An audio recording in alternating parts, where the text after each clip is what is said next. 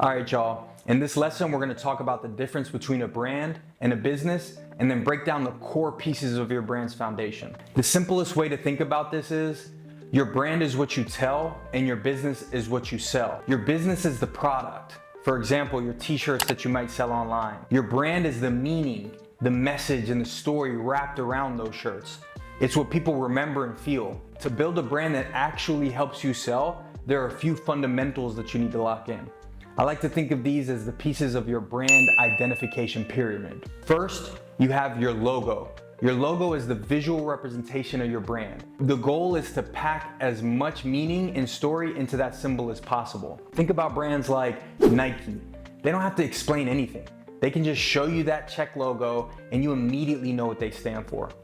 Only a tiny percentages of the brand in the world, around 6%, can communicate almost everything through just their logo. That's what we're aiming towards over time. Your logo should be a jam-packed representation of what your brand stands for. It's the top-level visual that triggers all the feelings and ideas behind your brand.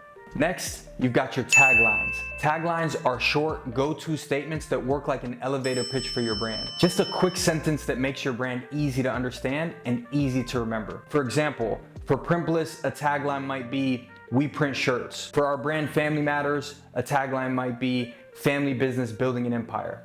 Simple, clear, and tells you who we are and who we serve. Next, you have your bio. Think of this in a very practical way. Your bio should be short enough to fit in an Instagram profile or on the About section of your website, but powerful enough that someone can read it once and understand exactly who you are. It would answer, who are you? What do you do? Who do you do it for? What do you stand for? Keep it clear, concise, and easy to digest. Next are your values. What do you stand for? And what do you want people to feel when they see your logo or interact with their brand? For our brand Family Matters, some values might be brother, unity. For Printless, our values might be peace of mind, quality, and excellent customer service. These values become the backbone of how you design, how you communicate, and how you treat your customer. They're not just words on a page. They should actually show up in the experience your people have with your brand. Finally, at the bottom of the foundation, you have your story. Your story is your why. Why are you doing this? Why did you start this brand? Why did you choose this name? What experiences or moments led you here? This is usually a long form explanation. And here's something important.